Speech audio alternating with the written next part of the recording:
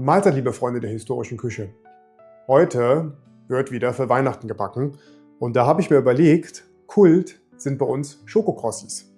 Und das ist ein relativ einfaches, schnelles Rezept mit Schokolade. Die Kinder lieben es und ein Must-Have für Weihnachten.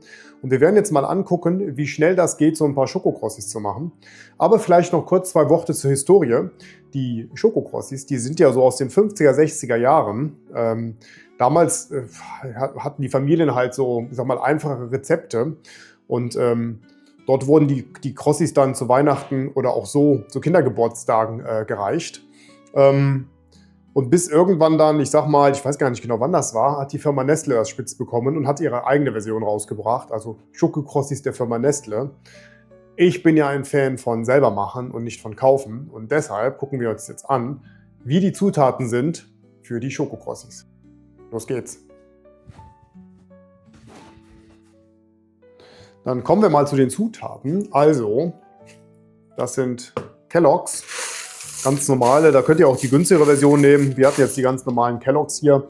Davon braucht ihr ungefähr 120 Gramm. Dann habt ihr für die gleiche Menge von 120 Gramm braucht ihr 20 Gramm Butter. Da werden wir gleich die Mandeln 120 Gramm anrüsten. Wie ihr seht, sind das nur 100. Deshalb werde ich 20 Gramm Haselnusskerne auffüllen. Ich denke mal, die Haselnüsse geben auch nochmal einen besonderen Geschmack. Und ich stelle mir das einfach vor, dass das gut passt. Und da hole ich nicht nochmal extra ein paar Mandeln, die hatten wir da. Dann braucht ihr 2 Päckchen Vanillezucker. Und Schokolade, 400 Gramm. Und diese Zutaten werden wir jetzt aufbereiten und dann zu den Schokokrossis geben. Und dann ist das Größte auch schon geschafft. Aber erstmal braten wir jetzt oder rösten wir ganz kurz die Mandel- und die Haselnusskerne an. So, dazu schmelzen wir die Butter in der Pfanne und geben dazu die Mandeln und die Haselnusskerne.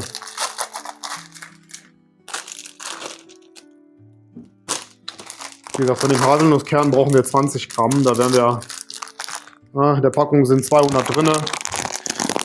So Vierauge, 1/5 der Packung reinschütten. So, das rösten wir jetzt immer ganz vorsichtig hier im Topf, in der Pfanne an.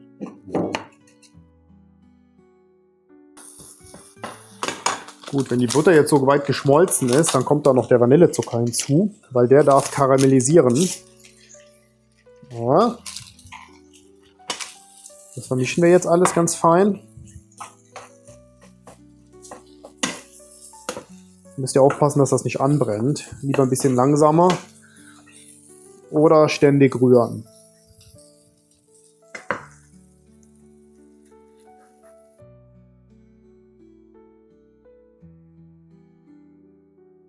Gut, also ihr seht, es ist über so eine leichte Bräune mit reingekommen. Das reicht auch schon. Denn die Gefahr ist natürlich da, dass es verbrennt. Und das kommt jetzt in die Schokokrossis.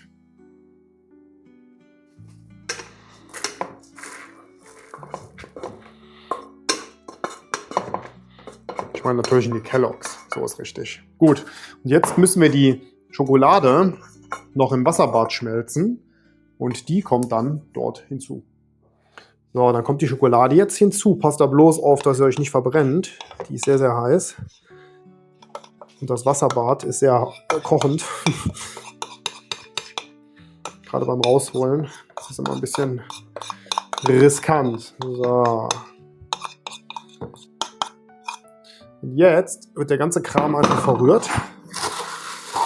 Es gibt so Rezepte, die sagen, die Krossis sollte man noch ein bisschen klein machen. Ich finde, das braucht man gar nicht. Das geht auch so ganz fantastisch. Und dann rührt ihr das einfach ganz kurz gut durch, dass die Schokolade sich überall verteilt. So. Entschuldigung, das war es auch schon. Und jetzt braucht ihr ein Backblech mit Backpapier. So, dann wartet ihr am besten 1-2 Minuten, bis die Schokolade so ganz leicht anfängt anzuziehen. Und dann braucht ihr einfach nur so kleine, ich mache das mal hier, kleine Häufchen zu machen. Und die lasst ihr kalt werden.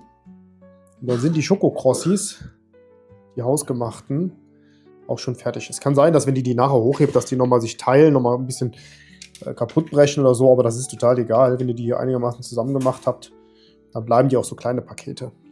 So, das war's. Wir sehen uns, wenn die Krossis kalt sind und dann werden wir sie natürlich probieren. Kommen wir zur Verkostung der Schokokrossis. Ich habe mir schon eine wunderbare Tasse Kaffee geholt. Und hier sind die guten Stücke. Also vielleicht direkt vorweg, mit der Butter, die müsst ihr genau abbiegen, wenn ihr da zu viel nehmt. Glaube ich, dass die von der Oberfläche etwas klebrig werden könnten. Hier hat das noch relativ gut geklappt, aber ich habe sie tatsächlich über Nacht trocknen lassen, bevor ich sie weggepackt habe.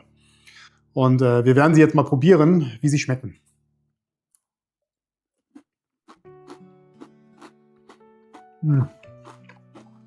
Super knusprig. Und sehr, sehr nussig. Geiles Rezept. Ist mega gut. Probiert das mal aus. Wie gesagt, ich habe euch das Originalrezept von der Seite, wo ich es her habe, unten in der Beschreibung verlinkt. Seid da so fair und geht dort auch mal gucken. Und vielleicht kann man da auch irgendwo kommentieren. Ich denke, das gebührt sich. Und ich werde die Schokokrossis jetzt weiter vernichten, wie man so schön sagt. Weil das werde ich mir jetzt nicht entgehen lassen. Und dann sehen wir uns nächste Woche. Denkt dran, die sind nicht nur für Weihnachten gut, die sind auch für Kindergeburtstage. Exzellent, die Kinder lieben sie. Und ich auch. Und deshalb mache ich sie jedes Jahr. Also, bleibt dran, wir sehen uns. Macht's gut, bis nächste Woche. Bye.